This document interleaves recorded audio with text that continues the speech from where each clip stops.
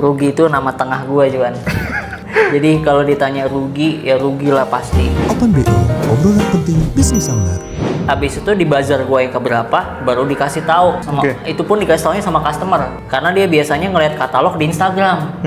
Katanya lebih simpel aja gitu kan, nggak harus nge-add nomor segala macam gitu kan.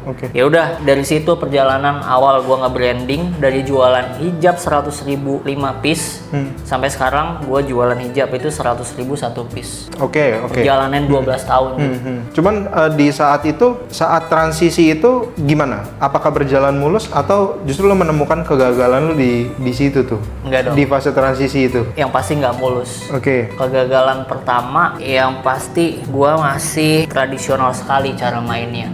Jadi nggak branding. Gue cuma mindahin yang namanya toko offline ke channel baru aja udah. Jadi kayak harganya semua masih sama.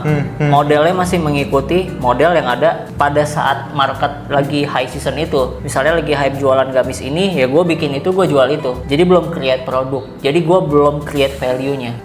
Tapi ya udah berhasil dari satu sisi pindahin channelnya. Jadi kita udah nggak di offline market lagi. Tapi gue belum berhasil buat keluar dari perang harga, Juan. Tapi udah mulai memindahkan channel lah ya? Iya, itu kan transisi dari fase yang tadi kan. Tapi udah masih mulai. perang harga tuh? Itu masih.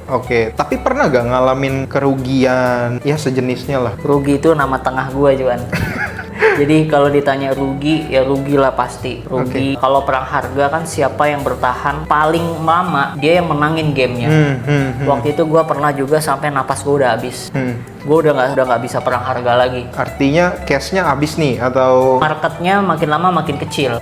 Karena pindah ke yang lebih murah lagi gitu ya? Itu gue pernah alamin. Itu fase terburuk ya yang pernah gue rasain. Jadi transisi tiba-tiba kita naik kenceng. Jujur aja waktu itu kita naik kenceng karena waktu itu memang lagi momentumnya.